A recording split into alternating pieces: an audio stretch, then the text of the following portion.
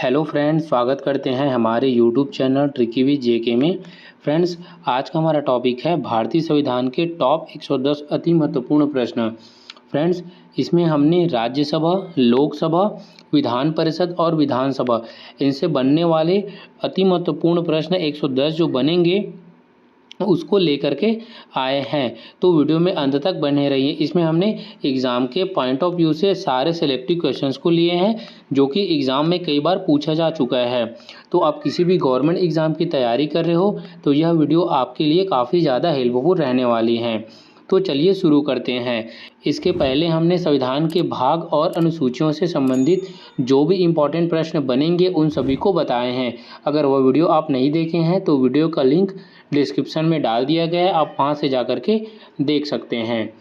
चलिए शुरू करते हैं हमारे आज के प्रश्न को।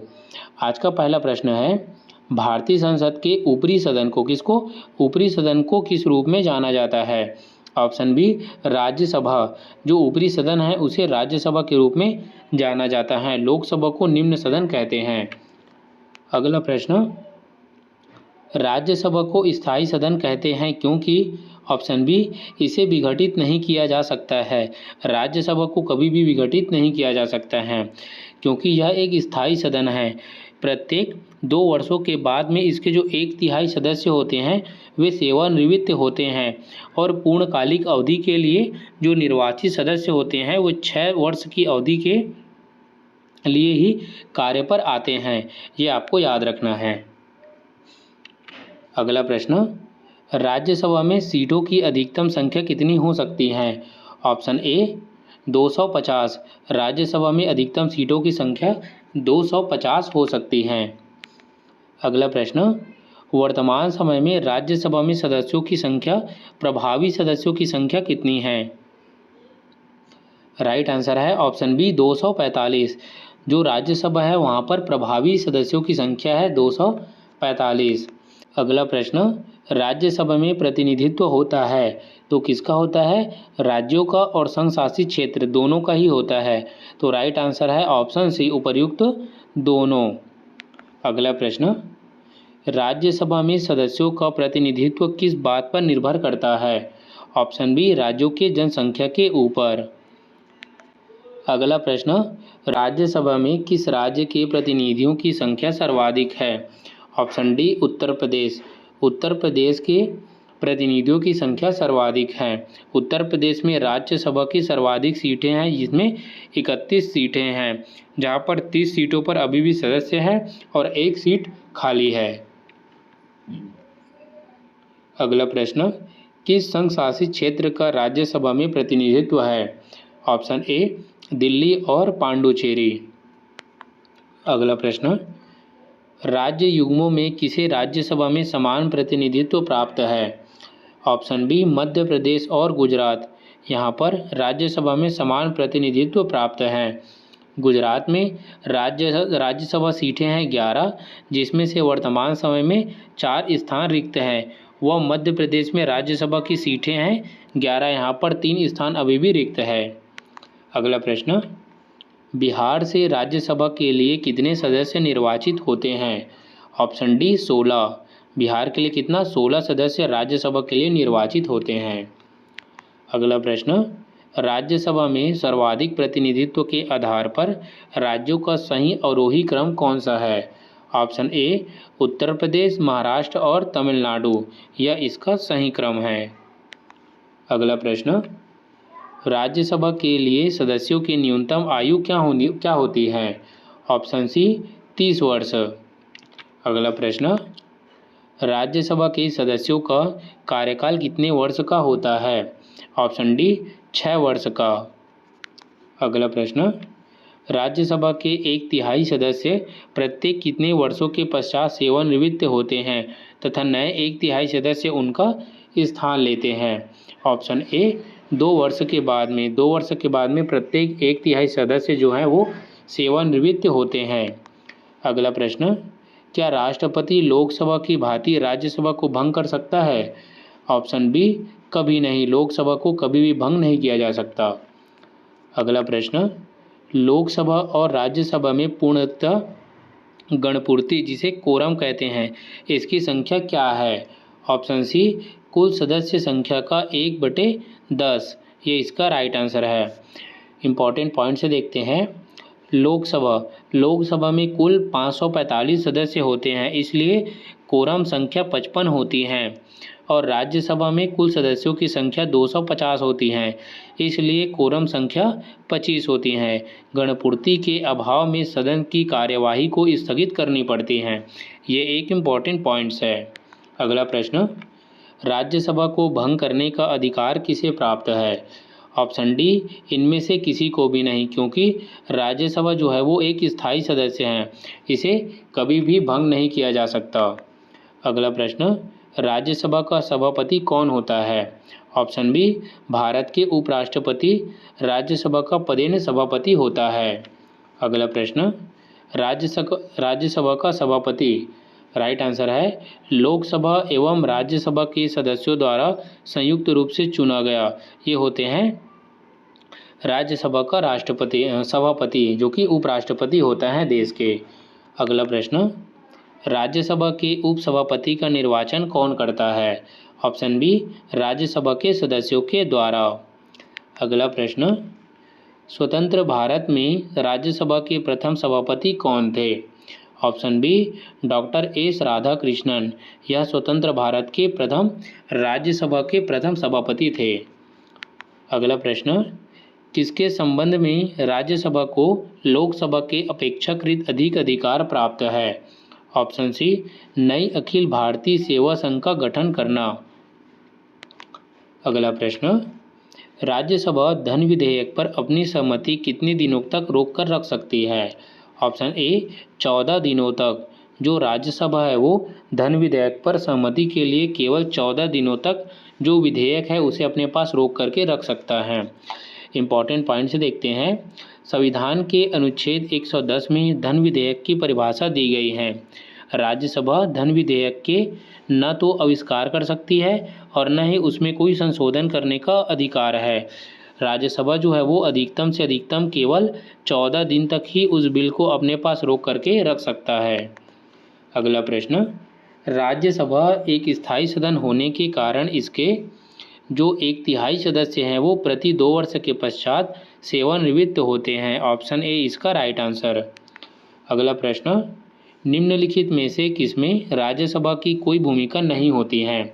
ऑप्शन बी अध्यक्ष के निर्वाचन में राज्यसभा का कोई भूमिका नहीं होता है। अगला प्रश्न, राज्यसभा है एक, तो यह एक स्थायी सदन है। ऑप्शन ए इसका राइट आंसर। अगला प्रश्न, राज्यसभा सामान्य विधेयक को अधिकतम कितने अवधि के लिए रोक करके रख सकता है? तो ये अधिकतम 6 माह तक रोक करके रख सकता है।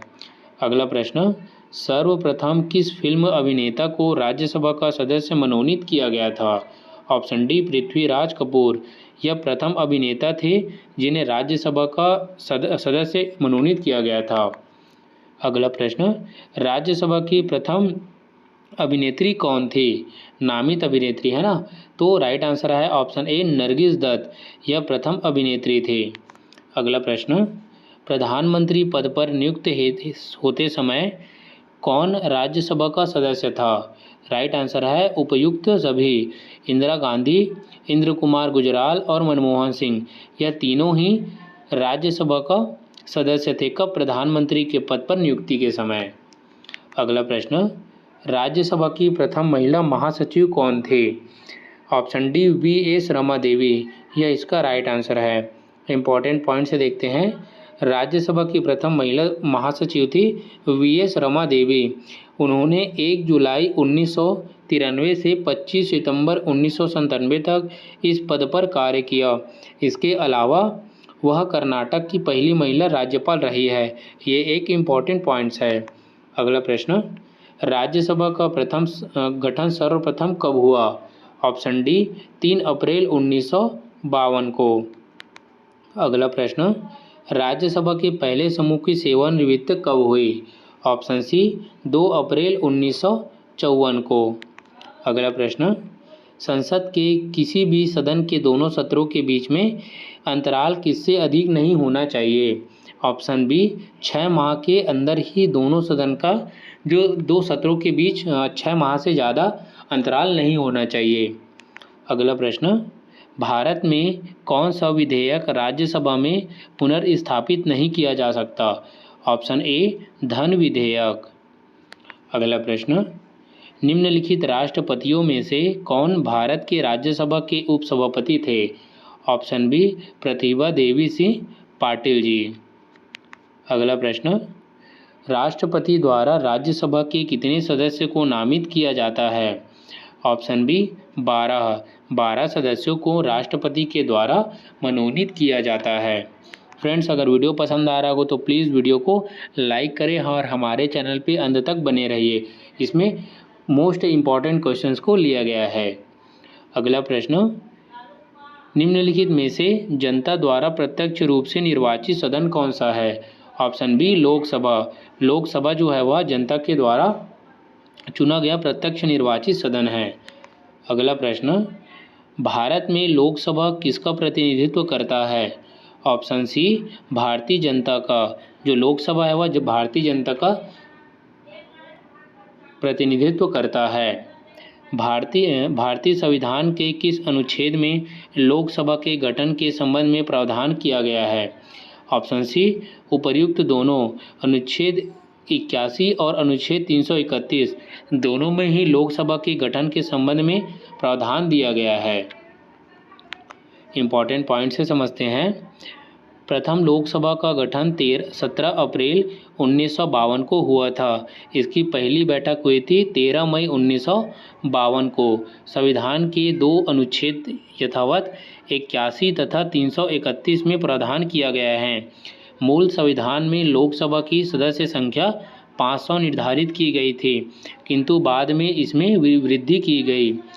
वर्तमान समय में गोवा, दमन और दीव पुनर्गठन अधिनियम 1987 के द्वारा यह अभिनिर्धारित किया गया कि लोकसभा अधिकतम सदस्य संख्या 552 हो सकती हैं।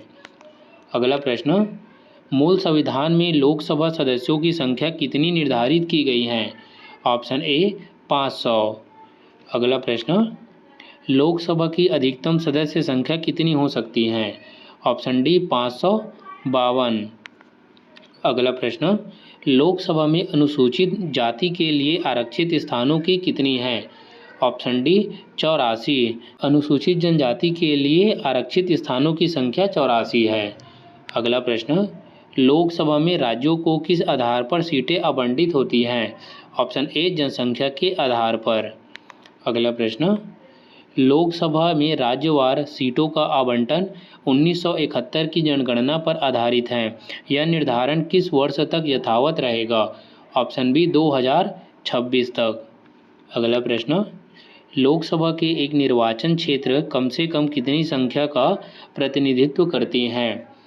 ऑप्शन बी 7.5 लाख इसका राइट आंसर है।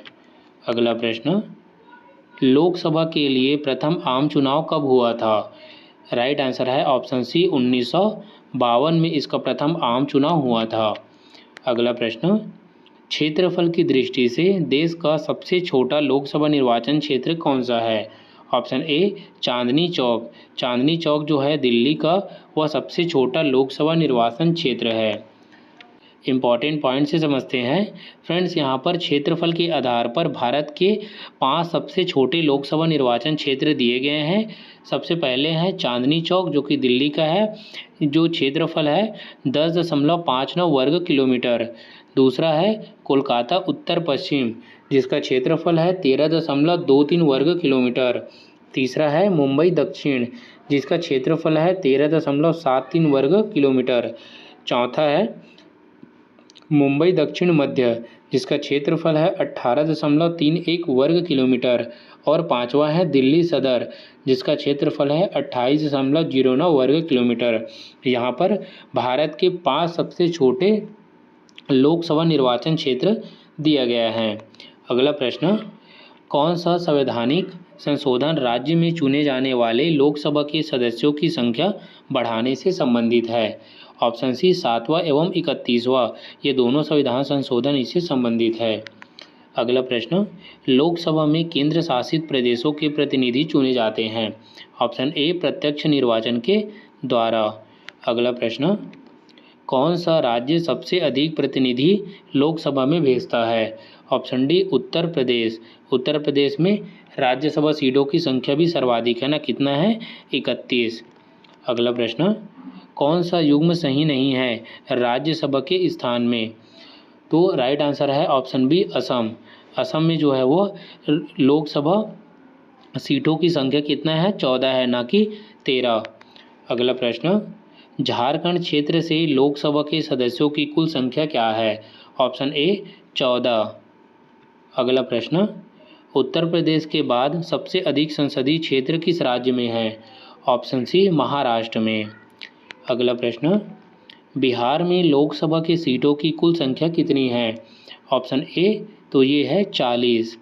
अगला प्रश्न, छत्तीसगढ़ राज्य में लोकसभा के कितने निर्वाचन क्षेत्र है? Option B 11। छत्तीसगढ़ में कितने हैं? 11 लोकसभा निर्वाचन क्षेत्र हैं। अगला प्रश्न, लोकसभा में किस संघ शासित क्षेत्र के सर्वाधिक प्रतिनिधि निर्वाचित होकर के आते हैं? ऑप्शन ए दिल्ली। फ्रेंड्स, दिल्ली में लोकसभा के 7 सीटें हैं, ठीक है। वो कौन कौन से हैं?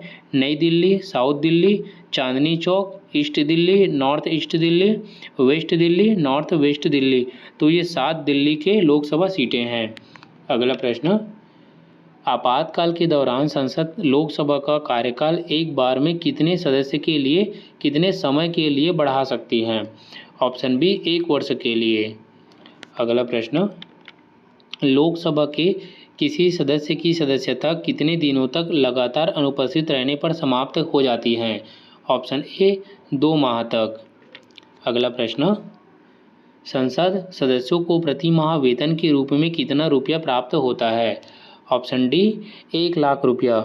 जो संसद के सदस्य होते हैं उसे प्रति माह वेतन के रूप में 1 लाख रुपया प्राप्त होता है। अगला प्रश्न, लोकसभा सदस्य अपना त्यागपत्र किसे देते हैं? ऑप्शन सी लोकसभा अध्यक्ष को। लोकसभा अध्यक्ष को अपना त्यागपत्र सौंपते हैं। लोकसभा में सामान्यतः कितने सत्र होते हैं? ऑप्शन ए 3 सत्र। लोकसभा में कितने सत्र होते हैं? 3 सत्र। कौन कौन से? वो दिया गया है। बजट सत्र जो फरवरी मई के मध्य होता है, मानसून सत्र जो जून जुलाई के बीच होता है, व शीतकालीन सत्र जो नवंबर और दिसंबर के मध्य होता है। अगला प्रश्न, राज्यसभा और लोकसभा की समान शक्तियां किस क्षेत्र में हैं? ऑप्शन बी सर्वाधिक संशोधन करने के विषय में। अगला प्रश्न, लोकसभा चुनाव में कोई प्रत्याशी अपनी जमानत खो देता है यदि उसे प्राप्त ना हो सके, कितना? ऑप्शन सी 1/6 से कम मत अगर उसे प्राप्त होता है तो वह अपनी जमानत राशि खो देता है। अगला प्रश्न, निम्न श्रेणियों में से किसके विधेयक केवल लोकसभा में ही प्रारंभ किए जा सकते हैं? ऑप्शन सी वित्त विधेयक। अगला प्रश्न, अविश्वास प्रस्ताव किस सदन में लाया जाता है? ऑप्शन ए लोकसभा में। लोकसभा में सर्वप्रथम अविश्वास प्रस्ताव को लाया जाता है। अगला प्रश्न, कौन सा राज्य लोकसभा में अनुसूचित जनजातियों के सर्वाधिक प्रतिनिधियों निर्वाचित करता है? Option C Madhya Pradesh. अगला प्रश्न, लगातार दूसरी बार प्रधानमंत्री पद पर आसीन होने वाले व्यक्ति कौन हैं? ऑप्शन डी इनमें से सभी। जवाहरलाल नेहरू, इंदिरा गांधी और अटल बिहारी वाजपेयी, यह तीनों ही लगातार दूसरी बार प्रधानमंत्री के पद पर आसीन होने वाले व्यक्ति थे। अगला प्रश्न, भारत के प्रधानमंत्री वो क्या होते हैं? तो नियुक्त होते हैं। अब इम्पॉर्टेंट पॉइंट से समझते हैं। प्रधानमंत्री केंद्र सरकार के मंत्रिपरिषद का प्रमुख और राष्ट्रपति का मुख्य सलाहकार होता है, जो कि साधारण प्रधानमंत्री जो होता है वह संसदीय आम चुनाव के परिणाम के आधार पर राष्ट्रपति के द्वारा इसे नियुक्त किया जाता है। अगला प्रश्न, प्रधानमंत्री की नियुक्ति कौन करता है? ऑप्शन ए राष्ट्रपति। राष्ट्रपति के द्वारा प्रधानमंत्री की नियुक्ति होती है। अगला प्रश्न, प्रधानमंत्री को उसके पद की गोपनीयता की शपथ कौन दिलाता है? ऑप्शन ए राष्ट्रपति। प्रधानमंत्री को राष्ट्रपति जो है गोपनीयता का शपथ दिलाता है। पद पर नियुक्ति हेतु भावी पदाधिकारी को 2 शपथ लेने की अनिवार्यता है। ये दोनों शपथ भारतीय संविधान की 3री अनुसूची में दिया गया है। अगला प्रश्न, सामान्यतः प्रधानमंत्री क्या है? तो ये है लोकसभा के बहुमत दल का नेता होता है। ऑप्शन सी इसका राइट आंसर है। अगला प्रश्न, भारत में एक व्यक्ति अधिक से अधिक कितनी बार प्रधानमंत्री पद पर नियुक्त हो सकता है? ऑप्शन डी कितनी बार भी हो, जिसके लिए कोई सीमा निर्धारित नहीं है भारत में।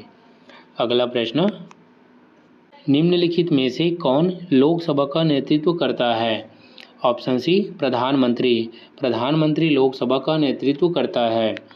अगला प्रश्न, नीति आयोग का अध्यक्ष होता है? ऑप्शन सी प्रधानमंत्री। नीति आयोग भारत सरकार द्वारा गठित एक नया संस्थान है जिसके योजना आयोग के स्थान पर 1 जनवरी 2015 को बनाया गया। नीति आयोग का कार्यपालक होता है देश का प्रधानमंत्री। अगला प्रश्न, संसदीय तंत्र में वह व्यक्ति प्रधानमंत्री चुना जाता है जो निम्न का नेता होता है। ऑप्शन बी निम्न सदन में बहुमत दल का। अगला प्रश्न, मंत्रिमंडल की बैठक की अध्यक्षता कौन करता है? ऑप्शन डी प्रधानमंत्री।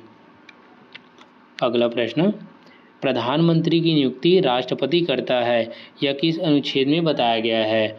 ऑप्शन सी 75, अनुच्छेद 75 में इसका प्रावधान किया गया है। अगला प्रश्न, भारत के प्रधानमंत्री पद के लिए उम्मीदवार कम से कम कितनी उम्र होनी चाहिए? ऑप्शन ए 25 वर्ष। अगला प्रश्न,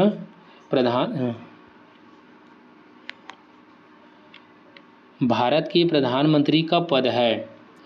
तो ऑप्शन सी संविधान द्वारा सृजित। जो प्रधानमंत्री का पद है वह संविधान द्वारा सृजित पद है। अगला प्रश्न, किस प्रधानमंत्री ने एक बार पद से हटने के पश्चात दोबारा पद संभाला था? Option C Indira Gandhi. अगला प्रश्न, नियुक्ति के समय निम्न में से कौन प्रधानमंत्री संसद के किसी भी सदन का सदस्य नहीं था? Option D PV Narasimha Rao. अगला प्रश्न, प्रधानमंत्री का शपथ ग्रहण करने के समय राज्यसभा का सदस्य था?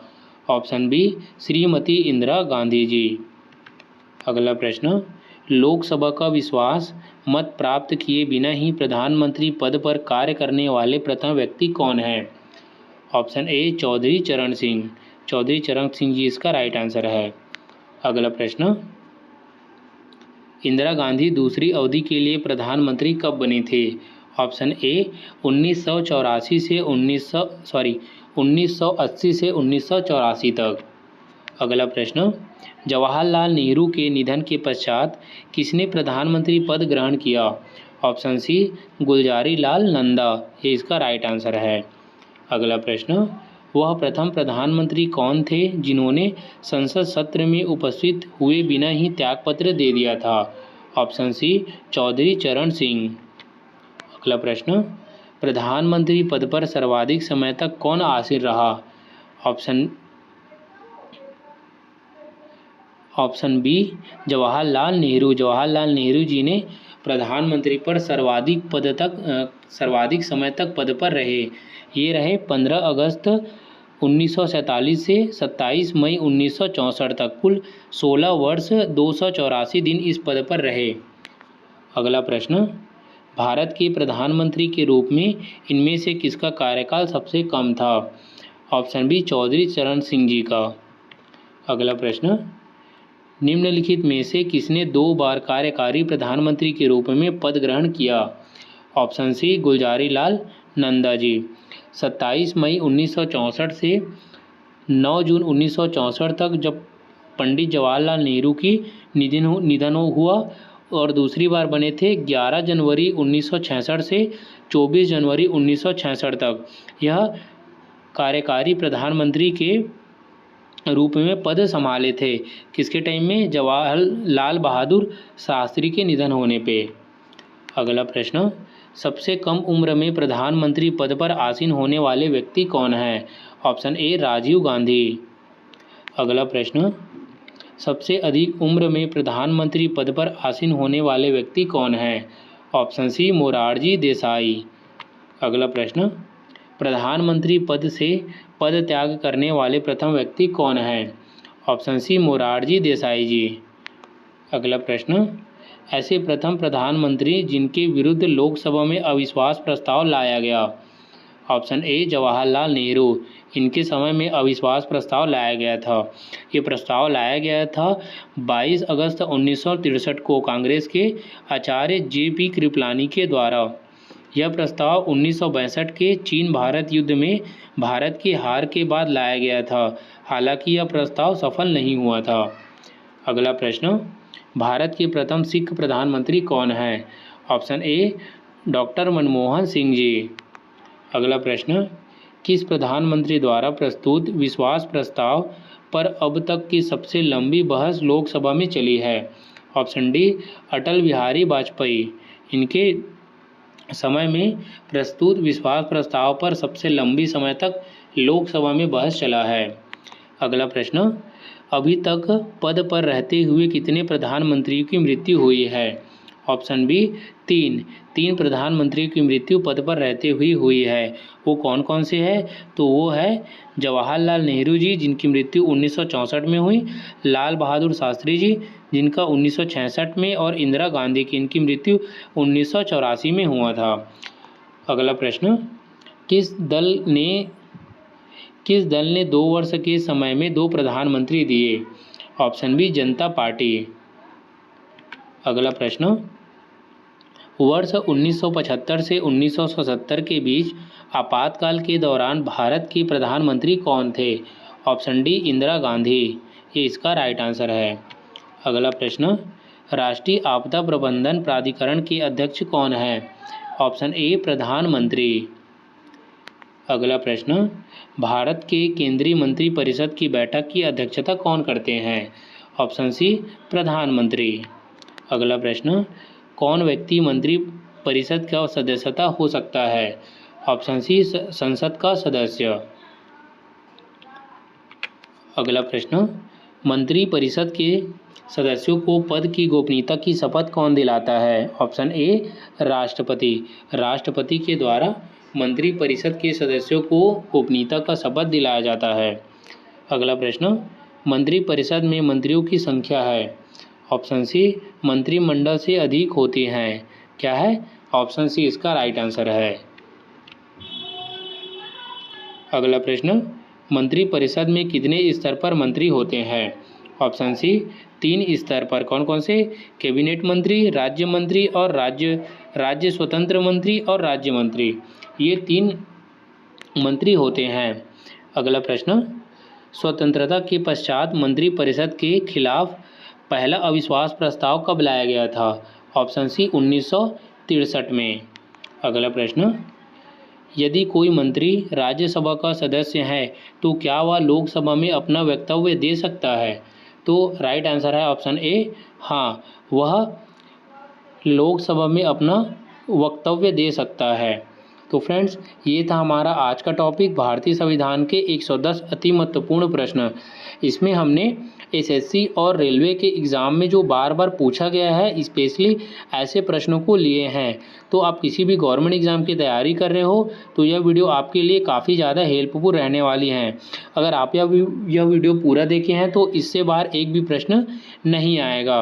आई होप यू कि वीडियो पसंद आया हो।